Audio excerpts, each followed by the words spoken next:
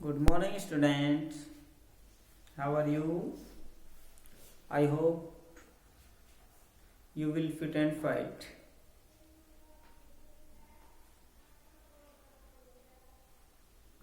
आज हम पढ़ेंगे ग्रामर के एक टॉपिक वाच्य के बारे में। वाच्य क्या होता है? वाच्य आपने इंग्लिश में पढ़ा होगा active passive voice. Active passive voice का मतलब क्या होता है कि मतलब वाक्य में कर्ता का क्रिया का जो रूप है वो किसके अकॉर्डिंग होता है, यानी कि क्रिया की प्रधानता किसके अनुसार होती है, कर्ता के अनुसार होती है, कर्म के अनुसार होती है या भाव के अनुसार होती है। तो हिंदी में उस प्रक्रिया को क्या कहते हैं?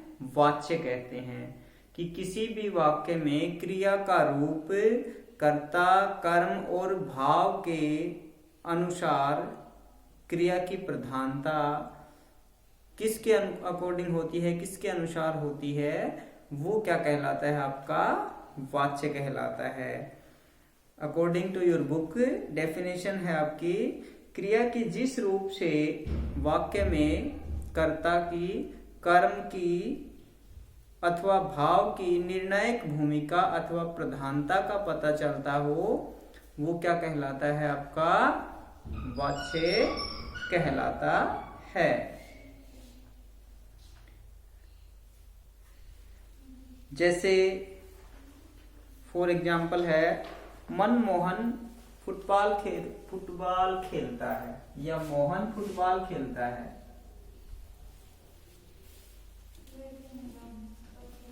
मोहन फुटबॉल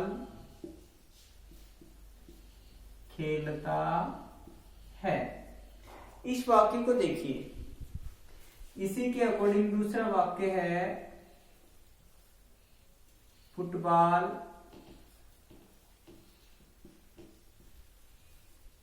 मोहन के द्वारा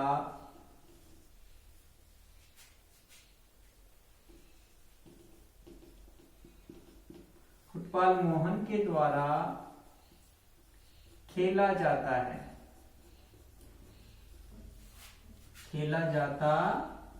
है। अब यहां पे देखिए आप कि मोहन फुटबॉल खेलता है, तो इसमें जो खेलता क्रिया है उसकी प्रधानता किसकी है? कर्ता की है, क्योंकि खेलता क्रिया किसके ऊपर डिपेंड करती है? मोहन पे। और जो खेला जाता है वो क्रिया किस पे डिपेंड कर रही है? फुटबॉल पे। अब इसकी पहचान भी हम कैसे करें कि हमें नहीं पता ये किसके ऊपर निर्भर कर रही है? तो हम इसका जब रूप चेंज करके देखेंगे, यानी किसी भी वाक्य को आप चेंज करके देखोगे तो उसका लिंग वचन भी चेंज करोगे तो क्या करोगे आप? मोहन फुटबॉल खेलता है, तो क्रिया खेलता हो गई। अब इसका रूपांतरण करेंगे अपन, मोहन की जगह सीता कर देंगे कि सीता फुटबॉल खेलती है। तो जहां पे क्रिया का परिवर्तन इसके अकॉर्डिंग होता है, कर्ता के अकॉर्डिंग, क्या होता है? क्रिया का रूप परिवर्तित कर्ता के अनुसार होता है, देन क्या होता है? आपका कर्तरीवाच्य। और जब इसका रूप परिवर्तन कर्म के अनुसार होता है, तब क्या होता है? आपका कर्मवाच्य। जैसे फुटबॉल मोहन के द्वारा खेला जाता है। अब यहाँ पे मोहन के स्थान पर आप यहाँ पे सीता भी कर दोगे तो क्या आएगा? खेला जाता में कोई परिवर्तन नहीं हुआ। इट मीन्स कर्ता तो कौन था? मोहन था, लेकिन ऑब्जेक्ट क्या था? कर्म क्या था? यहाँ पे फुटबॉल था। तो जब भी हम किसी क्रिया का लिंग वचन के आधार पे परिवर्तन करते हैं और वो परिवर्तन यदि कर्म के अनुसार होता है, देन होता है कर्मवाच्य। और यदि वही परिवर्तन कर्ता के अनुसार होता है तो वो क्या होता है? आपका कर्तृवाच्य। यानी कि कर्ता के अकॉर्डिंग क्रिया की प्रधानता होना कर्तृवाच्य होता है और कर्म के अकॉर्डिंग क्रिया की प्रधानता होना क्या कहलाता है? कर्मवाच्य कहलाता है। ये तो है इनकी पहचान, कि हम पहचाने कैसे कि कर्मवाच्य क्या होता है और कर्तृवाच्य क्या होता है। तो कर्तृवाच्य और कर्मवाच्य, सबसे पहले तो आपको ये पता होना चाहिए कि वाच्य होता क्या है। क्रिया का कर्ता, कर्म या भाव के अनुसार क्रिया की प्रधानता का पता चलना कि क्रिया में प्रधान कौन है, कर्ता है, कर्म है या भाव है।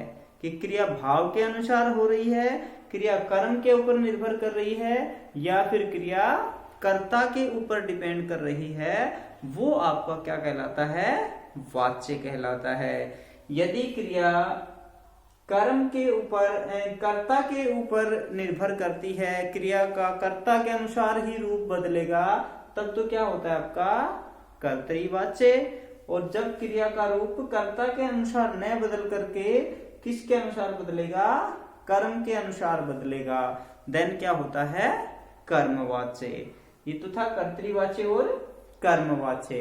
अब कर्तृवाच्य को कर्मवाच्य में बदलना, ये तो स्वतः ही क्या था, कर्मवाच्य बिना बदले। अब हम बदल करके यदि बनाएं, यदि एक्टिव से पैसिव बनाएं, तो फिर क्या होगा कि मोहन फुटबॉल खेलता है, ये तो क्या है, एक्टिव है, कर्तृवाच्य है। और फुटबॉल मोहन की द्वारा खेला जाता है। Football is playing by Mohan या प्लेड बाई मोहन, जो भी आप इंग्लिश में चेंज करते हो।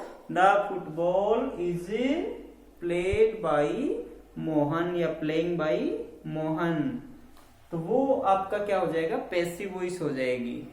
ठीक है, तो एक्टिव वॉइस कर्तृवाच्य होता है और पैसिव वॉइस आपका कर्मवाच्य होता है। इंग्लिश में आपको एक्टिव पैसिव अच्छे से आते हैं, देन आप यहाँ पे उन्हें आसानी से समझ सकते हो कि जब क्रिया का फल कर्ता के ऊपर पड़ता है, तब तो क्या होता है, कर्तृवाच्य क्रिया का रूपांतरण भी किसके अकॉर्डिंग ही होगा, कर्ता के अकॉर्डिंग ही होगा।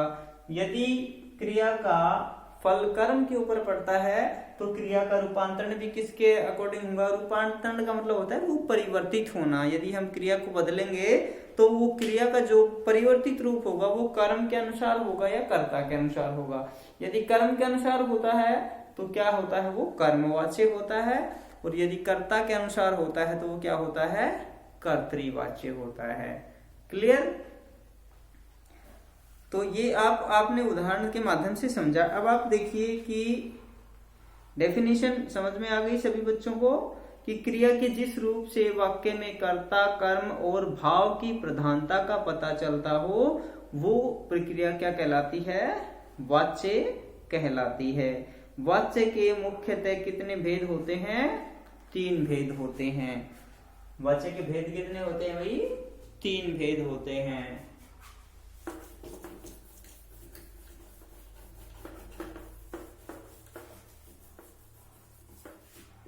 वाच्य के 3 भेद होते हैं।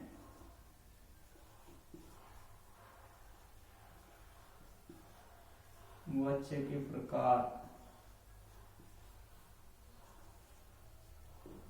नंबर 1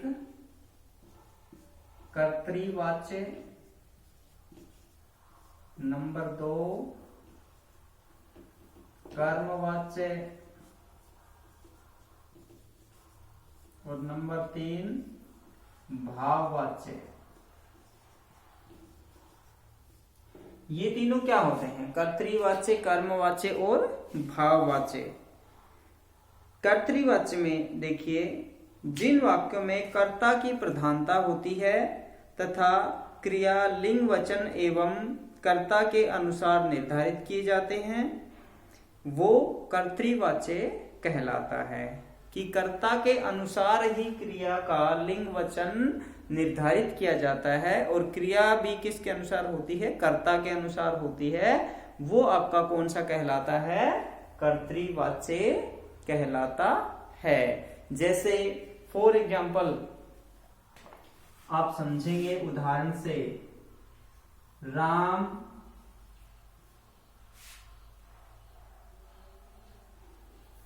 फल खाता है। देखिए यहां पे कारक एक अलग चीज है और वाच्य एक अलग चीज है। कि कारक तो ये पूछा जाएगा कि राम क्या खाता है, किसको खाता है, उसके साथ तो आपका विभक्ति चिन्ह लगेगा। लेकिन यहाँ पे विभक्ति चिन्ह का कोई सीन नहीं है। यहाँ पे आपको पहचानना है क्रिया, कि क्रिया जो है वो किसके अनुसार है, यहाँ पे फल के अनुसार है या राम के अनुसार है। क्रिया का जो रूप है वो किसके अकॉर्डिंग आ रहा है। तो यहाँ पे राम फल खाता है। अब खाता है वो क्रिया किसके अनुसार आ रही है, राम के अनुसार। अब कई चीजें ऐसी आएंगी कि वहां पे हम डिसाइड नहीं कर पाएंगे कि ये किसके अनुसार है, कर्ता के अनुसार है या कर्म के अनुसार है। तो फिर आपको करना क्या है कि इसका हम लिंग या वचन बदल के देखेंगे। क्या कि राम और श्याम फल खाता है आएगा या खाते हैं आएगा, खाते हैं आएगा। तो राम और श्याम दो कर्ता हो गई तो बहुवचन की क्रिया हो गई। तो खाता का बहुवचन क्या होता है, खाते। इट मीन्स राम और श्याम दोनों कर्ता है और खाते जो है वो भी इनके अनुसार ही आया है। तो ये आपका कौन सा होगा, कर्तृवाच्य होगा। क्योंकि क्रिया का फल किसके ऊपर पड़ रहा है, कर्ता के ऊपर पड़ रहा है। तो जहां पर क्रिया का फल कर्ता पे पड़ता हो, क्रिया में कर्ता की प्रधानता हो, वो क्या कहलाता है आपका, कर्मवाच्य, सॉरी कर्तृवाच्य कहलाता है। दूसरा है आपका कर्मवाच्य।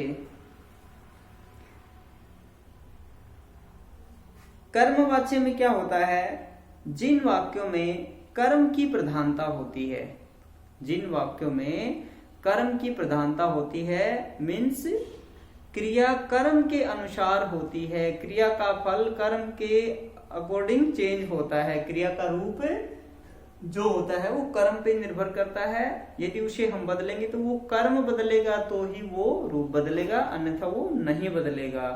तो वो क्या कहलाता है आपका कर्मवाच्य। डेफिनेशन क्या है, जिन वाक्यों में कर्म की प्रधानता होती है तथा क्रिया लिंग वचन एवं कर्म के अनुसार ही निर्धारित की जाती है, उन्हें कर्मवाच्य कहा जाता है। जैसे श्वेता के द्वारा स्वेटर बुना जाता है,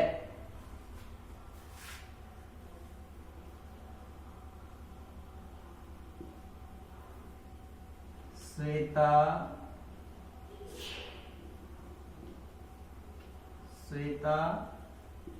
के द्वारा स्वेटर बुना जाता है। इस वाक्य में क्या दे रखा है, श्वेता के द्वारा, श्वेता के द्वारा स्वेटर बुना जाता है। तो हम कैसे पहचाने कि ये वाक्य कर्तृवाच्य का है या कर्मवाच्य का है। तो इसकी पहचान करने के लिए आपको सबसे पहले फोकस करना होगा किस पे, क्रिया पे, बुना जाता है। अब बुना जाता है इस क्रिया को हम देखेंगे तो ये इसके श्वेता के अनुसार है या स्वेटर के अनुसार है। इस क्रिया का जो रूप बदलेंगे या ये क्रिया यहाँ पे निर्धारित है वो किसके अकॉर्डिंग है, क्या बना जाता है, स्वेटर बुना जाता है। यहाँ पे स्वेटर के स्थान पे आप क्या करोगे, स्वेटर क्या है, पुल्लिंग है, तो यहाँ पे स्त्रीलिंग कोई शब्द लगाओगे तो आप क्या बनाओगे, श्वेता के द्वारा कोई भी स्त्रीलिंग शब्द बना दो कि वो बुनी जाती है। स्वेटर की जगह आप कोई भी शब्द ऐसा लगा दोगे, स्वेटर की जगह कोई स्त्रीलिंग शब्द आप उठा के लाइए कि श्वेता के द्वारा सॉक्स बुनी जाती है, जुराबें बुनी जाती हैं। अब बुनी, बुना का किस में चेंज हो गया, बुनी। क्यों चेंज हो गया, क्योंकि हमने स्वेटर के स्थान पे क्या लगा दिया, जुराबें, जो कि स्त्रीलिंग होती हैं। स्वेटर क्या होता है, पुल्लिंग होता है। तो ये पुल्लिंग के अकॉर्डिंग तो बुना जाता है और यहाँ पे हमने इसी का लिंग चेंज कर दिया कर्म का, तो फिर क्या होगा, ये बुनी जाती है। तो चेंज किसके अकॉर्डिंग हुआ, हमें ध्यान क्या देना है पहचानने के लिए कि हमें यदि चेंज करेंगे तो वो किसके अकॉर्डिंग हुआ, श्वेता के अकॉर्डिंग हुआ या स्वेटर के अकॉर्डिंग हुआ, क्रिया का लिंग। तो वो यदि स्वेटर के स्थान पे हमने स्त्रीलिंग शब्द लगाया है और उसके बदलने से ही क्रिया का रूप बदलता है, देन वो क्या है आपका कर्मवाच्य है। बात समझ में आई कि यदि क्रिया का रूप कर्म के अनुसार चेंज हुआ देन कर्मवाच्य है, यदि क्रिया का रूप कर्ता के अनुसार चेंज हुआ तो वो क्या है कर्तृवाच्य है। ये पहचान करने का तरीका है। अब स्वतः यदि आपको पहचान हो जाती है कि खाता है तो इसके अकॉर्डिंग है, तो फिर आप बता सकते हो। यदि फिर भी आप कंफ्यूज होते हो, आपको नहीं पता चलता है, देन आपको क्या करना है पहचानने के लिए कि इनका रूप बदल के आपको देखना है, इनका लिंग वचन बदल करके आपको देखना है। और क्रिया का लिंग वचन यदि इसके अकॉर्डिंग होगा, चेंज होगा, तो ये क्या है आपका कर्तृवाच्य। यदि कर्ता के अनुसार होगा तो, यदि कर्म के अनुसार होगा तो फिर क्या होगा आपका कर्मवाच्य। क्लियर। अब आ जाइए तीसरी स्टेप पे। अब एक बात और बता देता हूं आपको मैं कि जहां पे के द्वारा लगा हो और कर्म दिया हुआ हो, के द्वारा शब्द हमेशा किस में लगते हैं, या तो भाववाच्य में लगते हैं या कर्मवाच्य में लगते हैं। और भाववाच्य में यदि लगेंगे तो वहां पे ऑब्जेक्ट नहीं होगा, वहां पे कर्म नहीं होगा। और यदि कहीं पे कर्म होता है तो वहां पे के द्वारा लगा हुआ है, देन वो क्या है आपका कर्मवाच्य है। क्लियर। यदि कर्तरी से कर्म बनाना है तो भी आपको के द्वारा लगाना पड़ेगा और ऑब्जेक्ट को उठा करके कहां ले जाएंगे हम, सब्जेक्ट के स्थान पर ले जाएंगे कि स्वेटर श्वेता के द्वारा बुना जाता है या श्वेता के द्वारा स्वेटर बुना जाता है। श्वेता स्वेटर बुनती है। अब श्वेता स्वेटर बुनती है वो किसके अकॉर्डिंग हो गया, श्वेता के अकॉर्डिंग हो गया। और श्वेता के द्वारा स्वेटर बुना जाता है तो के द्वारा लगते ही वो क्या हो गया आपका कर्मवाच्य हो गया, क्योंकि क्रिया की प्रधानता किसके अकॉर्डिंग हो गई, स्वेटर के अकॉर्डिंग हो गई। तो बात आपको समझनी यही थी कि क्रिया की जो प्रधानता है वो स्वेटर के अकॉर्डिंग, कर्म के अकॉर्डिंग है या श्वेता कर्ता के अकॉर्डिंग है। यदि कर्ता के अकॉर्डिंग है तो कर्तृवाच्य है और कर्म के अकॉर्डिंग है तो कर्मवाच्य है। ये थे आपके दो वाच्य, कर्ता और कर्म।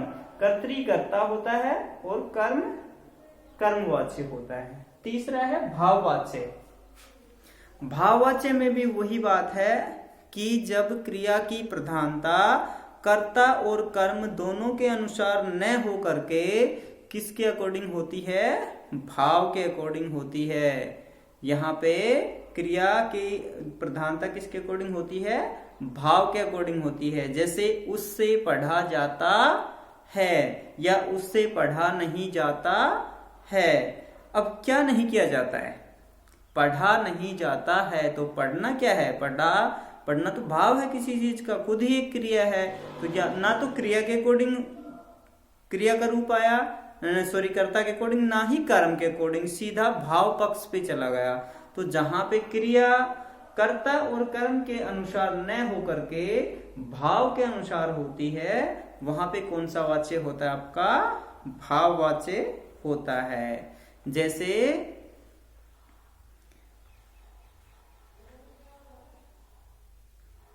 छात्रा से रोया नहीं जाता। अब छात्रा से रोया नहीं जाता, क्या नहीं किया जाता, रोया नहीं जाता। अब रोना जो है वो तो एक क्रिया है, ना तो वो कर्म है ना ही वो कर्ता है। अब कर्ता तो छात्रा है, लेकिन क्रिया रोया नहीं जाता वो किसके अकॉर्डिंग है, रोना के अकॉर्डिंग है। तो रोया है तो एक क्रिया है और क्रिया अपने आप में एक भाव है कि उससे क्या नहीं होता, रोया नहीं जाता। तो जहां पे कर्ता और कर्म को छोड़ करके क्रिया का पक्ष भाव के अकॉर्डिंग होता है, भाव के अनुसार होता है, वो आपका क्या होता है, भाववाच्य कहलाता है। जिन वाक्यों में भाव की प्रधानता रहती है, कर्ता और कर्म भाव की तुलना में गौण हो जाते हैं, गौण मतलब छोटे हो जाते हैं, कि भाव की प्रधानता ज्यादा रहती है, कर्ता कर्म की प्रधानता कम रहती है, ऐसे वाक्य क्या कहलाते हैं, भाववाच्य कहलाते हैं। जैसे छात्रा से रोया नहीं जाता, सागर से सोया नहीं जाता। ये मोस्टली आपके भाववाच्य के जो एग्जाम्पल होते हैं ये नकारात्मक वाक्यों में होते हैं, कि जब कहीं पर नकारात्मकता, अयोग्यता कहीं पर दिखाई जाती है कि वो ये कार्य करने में योग्य नहीं है, वो इस कार्य करने में सक्षम नहीं है, तो वहां पे कौन सा वाच्य होता है? आपका भाववाच्य होता है। क्लियर?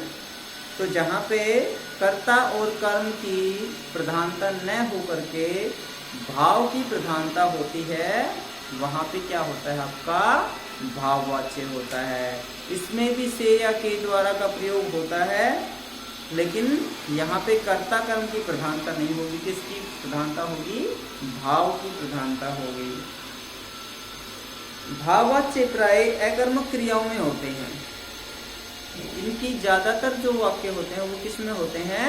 अकर्मक क्रियाओं में होते हैं। तो जहाँ पे कर्म होता ही नहीं है और से या के द्वारा लगता है, तो सीधी सी पहचान हो गई कि ये किसका है? से या के द्वारा किस में लगते हैं? कर्मवाच्य में या भाववाच्य में।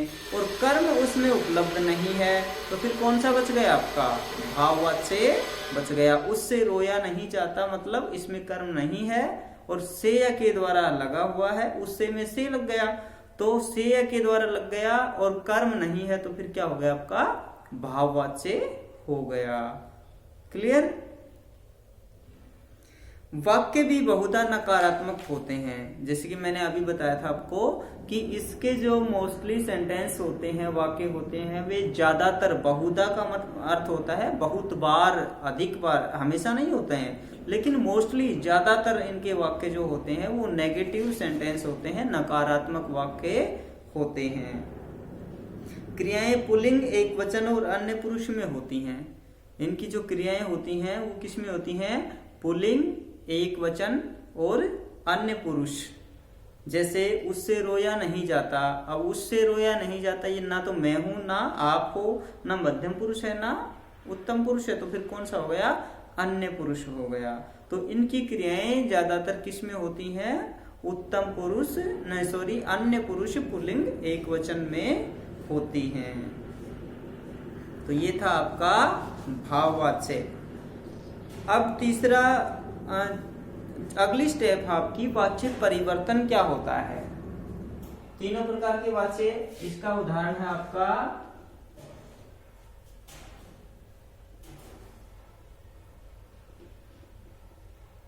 मार्कर भी छूट गया आपका। इसका उदाहरण है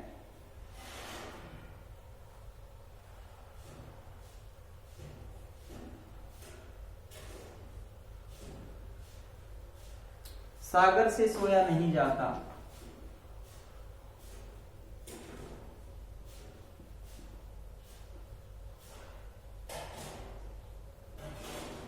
सागर से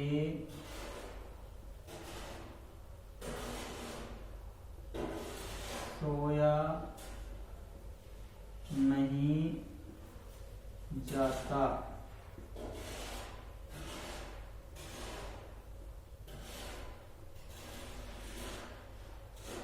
सागर है ये,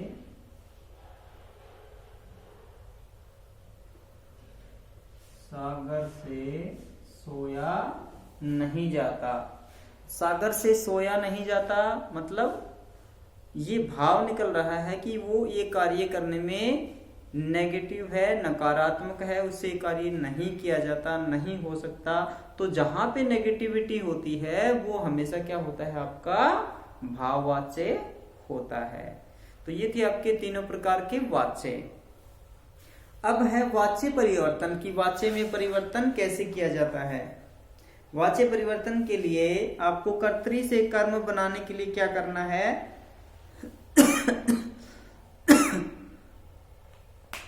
कर्ता से कर्म बनाने के लिए। अब वाच्य परिवर्तन के अंतर्गत क्या होता है? सबसे पहले कर्तृवाच्य से कर्मवाच्य बनाने के लिए हमें कौन कौन सी बातों का ध्यान रखना चाहिए? कर्तृवाच्य से कर्मवाच्य बनाने के लिए कर्ता के स्थान पर कर्म को लाया जाता है तथा कर्म के स्थान पर कर्ता को लाया जाता है। पहला नियम क्या पालन करना है? कि कर्ता के स्थान पर कर्म को लाया जाता है, जैसे आप एक्टिव पैसिव में करते हो कि सब्जेक्ट के स्थान पे ऑब्जेक्ट और ऑब्जेक्ट के स्थान पे सब्जेक्ट को लाना है। उसके बाद क्या करना है कि कर्ता के साथ के द्वारा लगाया जाता है। कर्ता के साथ क्या लगाया जाता है? के द्वारा लगाया जाता है। यदि फिर हम उसे आगे पीछे भी रख सकते हैं कि स्वेटर श्वेता के द्वारा बुना जाता है या श्वेता के द्वारा स्वेटर बुना जाता है। तो दोनों जहां पे के द्वारा लग जाएगा वहां पे मतलब क्या हो गया आपका, यदि वहां पे ऑब्जेक्ट भी है तो वो कौन सा हो जाएगा आपका? कर्मवाच्य हो जाएगा। ठीक है।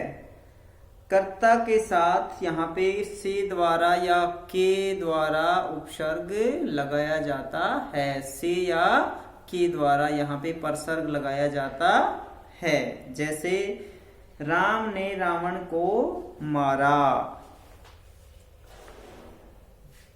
उदाहरण है राम ने रावण को मारा। राम ने रावण को मारा। यहाँ पे मारा क्रिया किसके अकॉर्डिंग है? राम के अनुसार। तो ये क्या है आपका? कर्तरीवाच्य। अब इसका परिवर्तन करना है हमें किसमें? कर्मवाच्य में। तो कर्मवाच्य के लिए अभी क्या बताया था आपको कि पहले हम क्या करेंगे? ऑब्जेक्ट को सब्जेक्ट के स्थान पे लाएंगे। तो पहले क्या ले आए हम? रावण।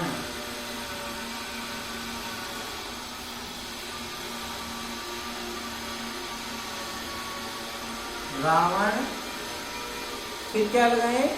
सब्जेक्ट राम। राम के साथ क्या लगाना है? से या के द्वारा। के द्वारा दोनों में से एक लगाना है। रावण राम के द्वारा मारा गया। रावण राम के द्वारा मारा गया। अब ये आपका क्या बन गया? कर्मवाच्य। क्या बन गया? कर्मवाच्य। तो कर्ता से कर्म बनाने के लिए क्या करना है? कर्तरी से कर्मवाच्य बनाने के लिए सब्जेक्ट को ऑब्जेक्ट के स्थान पे ले जाएंगे, ऑब्जेक्ट को सब्जेक्ट के स्थान पे ले जाएंगे। इसके साथ में से या के द्वारा, जैसे आप एक्टिव पैसिव में बाई लगाते हो तो यहाँ पे बाई के स्थान पे क्या लगाना हमें? से या के द्वारा। और क्रिया फिर इसके अकॉर्डिंग हो जाएगी मारा गया। ओके। दूसरा एग्जाम्पल है आपका, रावण ने सीता का हरण किया। रावण ने सीता का हरण किया। तो इसका क्या चेंज होगा कि सीता का हरण किसके द्वारा किया गया? रावण के द्वारा किया गया। तो इस वाक्य में हमने सीता को वहीं का वहीं रखा है। सीता का हरण रावण के द्वारा किया गया। तो वाक्य तो हमने वहीं का वहीं मतलब सब्जेक्ट तो शब्द हमने वहीं का वहीं रखा है, लेकिन सेंस बदल दी। रावण ने सीता का हरण किया तो ने को हमने हटा दिया और ने के स्थान पे क्या लगा दिया? से या के द्वारा लगा दिया। तो से या के द्वारा लगते ही वो क्या बन जाएगा? आपका कर्मवाच्य बन जाएगा। सीता का हरण रावण के द्वारा किया गया।